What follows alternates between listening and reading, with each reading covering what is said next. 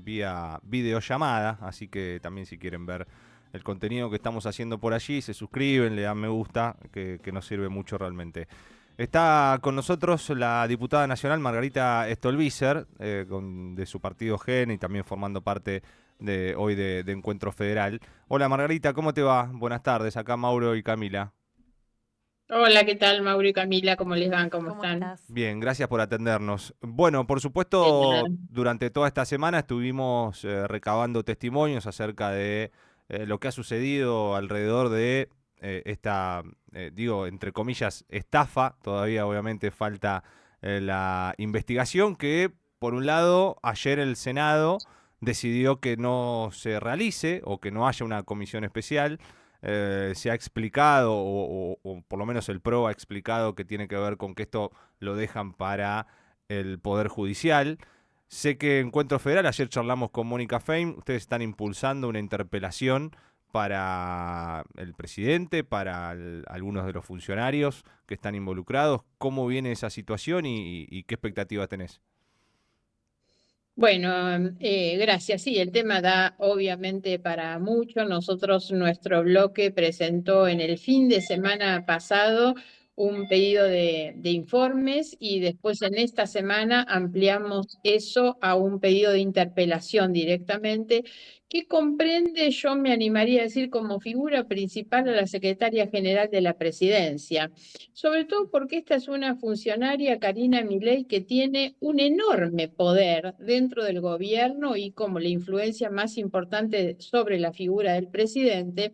Es una funcionaria que nunca habla. No sabemos cuáles son sus tareas a cargo, más allá de acompañar al presidente en todas partes. No sabemos sinceramente ni cómo habla. Lo que sí sabemos es que todas las reuniones que se mantuvieron previas al lanzamiento de esta plataforma de Libra, digamos, que después genera el episodio y el escándalo del que hemos estado hablando, la que tuvo todas las reuniones previas fue ella, fue la secretaria general de la presidencia. Por eso nosotros creemos que es la persona más importante a rendir explicaciones en el Congreso y sin perjuicio de las investigaciones que la justicia haga, que tienen que ir por otro lugar. También pedimos citar o queremos sí que venga a ser interpelado el vocero Adorni, que también participó de esas reuniones, y como jefe político del gobierno, el jefe de gabinete de ministros, Guillermo Franco. Un par de aclaraciones. Una es que nosotros pedimos eso porque nos parece que esta es una primera instancia, que hay que ir por partes y no empezar por el final. Me refiero al pedido de juicio político que también está tramitando en la Cámara. Pero no descartamos ninguno de los temas posteriores en realidad. Creemos que no se puede empezar por el final porque el juicio político tiene por único objetivo la destitución del presidente. Y nosotros creemos que es necesario pedir que se rindan explicaciones, tener una información más acabada y no descartamos que todo lo demás pueda venir después, entre otras cosas porque si los funcionarios no concurrieran, eso se convertiría, por supuesto, en una falta grave que naturalmente agravaría mucho más la situación. La otra aclaración que quiero hacer, sobre todo por el tema de tu pregunta, en el sentido de que el episodio este podría haber constituido una estafa, es que tengamos algún cuidado también con la calificación del hecho, porque lo que vengo viendo es que hay una intencionalidad muy fuerte, incluso dentro de periodistas que adhieren al gobierno, hoy periodistas claramente militantes en favor del gobierno, que es encapsular este episodio en una estafa de la cual los principales protagonistas serían los privados, ¿no? Y entonces muchos dicen, no, esto es una cuestión de los privados, los que tienen que rendir cuentas de la estafa son los privados. Y por ese camino lo que se va a buscar es sacar de la responsabilidad política, económica, ética y judicial penal también que podría tener el presidente. Lo digo como aclaración porque esa no es la única figura y tal vez la figura del presidente no fuera específicamente la de la estafa, por eso creo que la investigación penal debe ampliarse no solo en el tema de la estafa, como algunos están diciendo, Claro. sino realmente a las figuras que cometió el presidente. El presidente de la nación como tal promueve una cuenta particular a partir de la cual algunos dicen haber sufrido daños, perjuicios, y a mí te aseguro que eso es lo que menos me preocupa. Me preocupa mucho más los que ganaron plata a partir de esa recomendación que el presidente hizo, no los estafados en realidad, sino los beneficiados con esa situación, que habría que ver específicamente quiénes fueron. Claro, mira, recién venimos de charlar con un especialista en derecho del consumidor Sí. que nos explicaba el rol que tiene, el rol fundamental que tiene, en este caso, un influencer para Promover promover alguna. un Sí. tipo de estas monedas o cualquier tipo de producto que después puede terminar en una estafa, pero que es un partícipe Necesario. fundamental y Sí. necesario, ¿no? Para que esto suceda. Sí, sí, el problema acá es que no estamos hablando de un influencer cualquiera, estamos Claro. hablando del presidente de la nación. Algunos incluso tratan de minimizar su responsabilidad, lo ha hecho él mismo en la entrevista que dio, diciendo lo hago desde mi cuenta personal y no del presidente. Bueno, la verdad es que eso es una vergüenza, eso da risa, es una burla decir esas cosas de la misma manera que es una burla decir que van a someter la situación a la oficina anticorrupción, que están los empleados del propio presidente a tiro de la destitución en cualquier momento. Eso es una risa. Es necesario que un poder judicial que se muestre independiente sea el que investigue, insisto, la comisión de delitos que no pasa simplemente por la estafa de los privados, sino por el ejercicio de algún delito, de alguna conducta impropia por parte del propio presidente de la nación. Mm. Margarita, vos venís hablando de hace tiempo ya de una especie de degradación institucional por el funcionamiento de algunos de los poderes del Estado, en este caso el legislativo. ¿Qué opinión tenés de lo que pasó ayer? Por un lado, lo que mencionaba antes, el PRO justifica su voto en contra de la comisión investigadora diciendo el poder legislativo no se tiene que ocupar de esto, que lo resuelva la justicia. Por otro lado, un sector del radicalismo impulsa esa comisión investigadora y después parte del mismo sector vota en contra y finalmente por un voto no se pudo alcanzar a construir. ¿Qué te parece todo esto? A ver, varias cosas. Por supuesto, tengo la peor de las opiniones de quienes votaron en contra de eso, ni que hablar de un radicalismo que se manifiesta, bueno, en su peor estado, por supuesto, de degradación a partir de quienes tienen la mayor representación política, territorial, institucional, que son los gobernadores y que mandan a votar en contra, ¿no? Sinceramente esto me parece un espanto, lo mismo que el PRO. Me pregunto cuáles son las motivaciones, ¿no? Para que el propio Macri mande a votar a sus legisladores en contra de la comisión investigadora, pese a que él mismo se había estado manifestando en otro sentido, ¿no? Así que tengo la peor opinión. Más allá, como les decía antes también, nosotros vamos por el tema del pedido de explicaciones a través de la interpelación, porque si bien si yo tengo que votar, obviamente que votaría a favor de esto como una de las medidas. Ojo con que también las comisiones investigadoras muchas veces sirven para dilatar las cuestiones y no alcanzar resultados, ¿no? A mí me parece que tenemos que ver cómo también aceleramos algunas de estas cuestiones. Así que en ese punto tengo, por supuesto, una muy mala opinión de lo que ocurrió, que lo que buscan hacer es facilitarle las cosas, por supuesto, al presidente de la nación. ¿Y cómo también consideras lo que fue las sesiones extraordinarias? Ustedes ya en diputados ha terminado, bueno, ya han terminado hoy, terminaba ese Sí. periodo. ¿Y qué esperás para este año, no? Porque el año pasado lo vimos con un Mm. gobierno nacional haciendo pasar realmente casi todo lo que quiso por el Congreso en esta situación que se dio con varias irregularidades por momentos.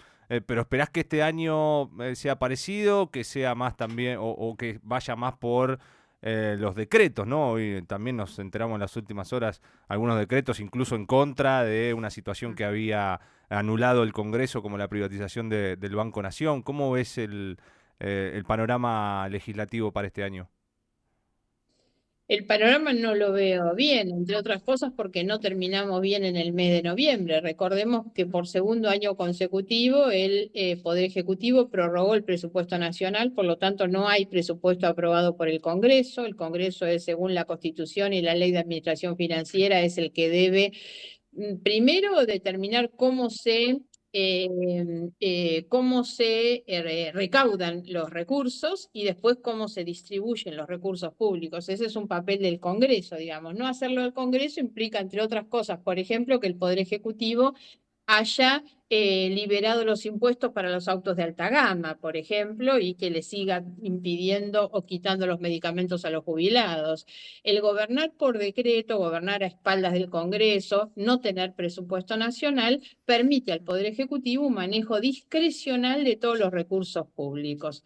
Por lo tanto, para nosotros haber terminado sin presupuesto es un motivo no solo de nuestra crítica, de nuestra preocupación, por supuesto, lo hemos reclamado y lo vamos a seguir reclamando. Si hay algo que definitivamente degrada el funcionamiento institucional de la Argentina, nos para muy mal frente al mundo.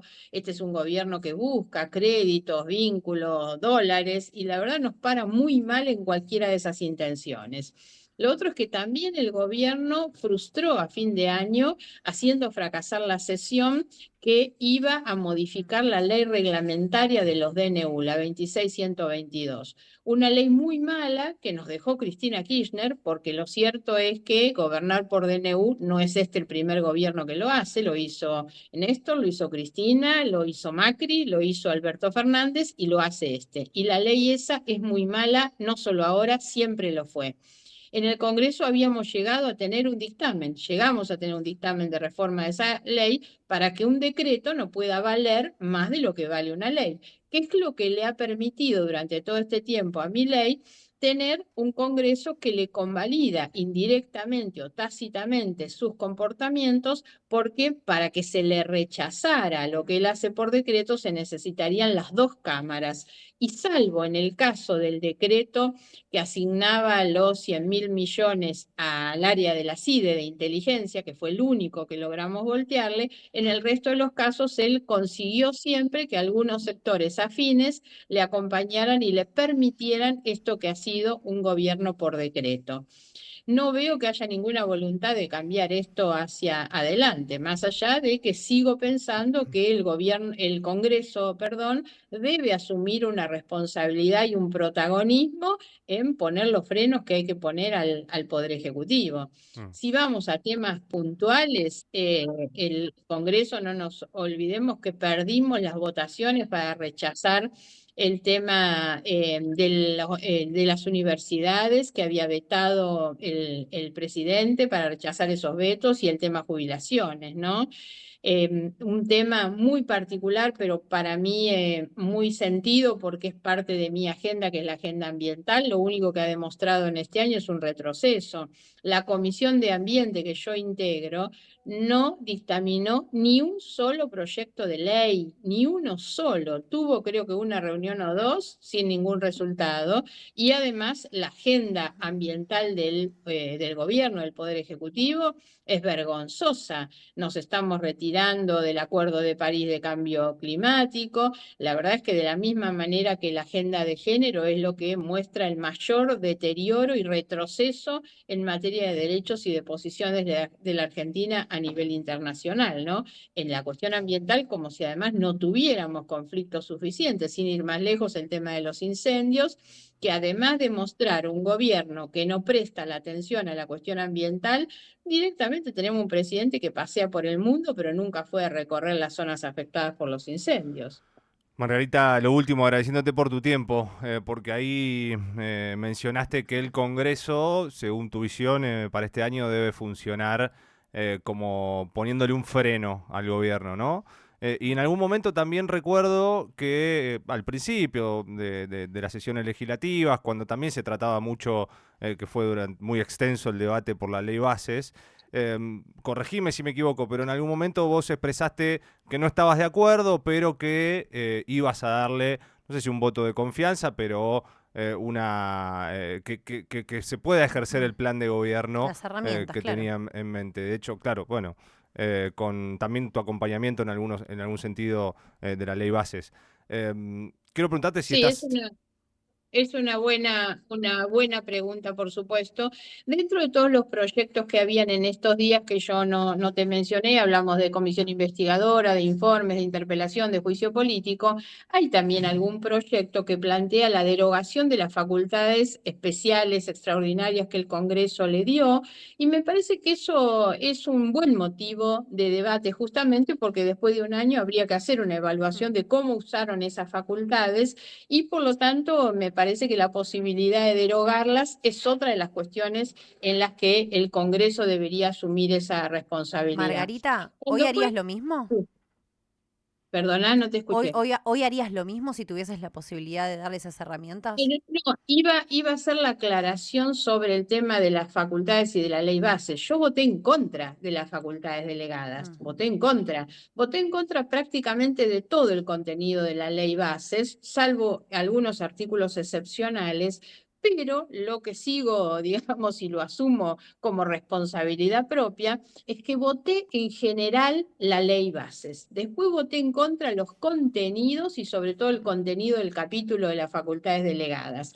¿Por qué voté yo a favor eso? Porque cuando el gobierno envió la primera ley base, diciembre, enero, que nosotros llegamos a tratarla en el Congreso en febrero y yo había votado en contra, era una ley, un proyecto que siempre dijimos era invotable, porque entre otras cosas arrasaba con la música, el teatro, las bibliotecas populares, la ley del libro, todos los mecanismos de protección ambiental, reformas a los códigos civil y penal. Entonces yo siempre dije, eso es imposible de votar. Un gobierno que recién asume no puede modificar 300 leyes de un saque, esto así no se puede votar. Y le dijimos al Poder Ejecutivo, manden una ley bases que solamente aborde la emergencia económica, fiscal y financiera. Y si entonces ustedes sacan toda la maleza esta que sobra de todo lo que lo hace invotable,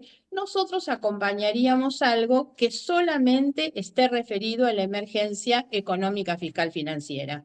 Como hicieron eso, aceptaron eso y sacaron todo el resto, yo voté afirmativamente en general la ley y voté negativa las facultades. Mm. Hoy me parece que aún como las facultades fueron aprobadas, aunque yo las voté en contra, hoy me parece que es un debate necesario, por supuesto, y yo volvería a votarlas en contra como las voté en contra en abril, que fue cuando se votó definitivamente, ¿no? Muchas gracias, Margarita, un Gracias. beso grande. Igual para ustedes, Hasta la hasta próxima. pronto. Ahí está la diputada nacional Margarita Stolbizer, hablando un poquito del escándalo Libra y la interpelación que están pidiendo también para Karina Milei, para Guillermo Francos y para Manuel Adorni en la Cámara de Diputados. Veremos ¿Darán si eso respuesta? sigue corriendo. Faltan 10 minutos para las 6 de la tarde, ya venimos.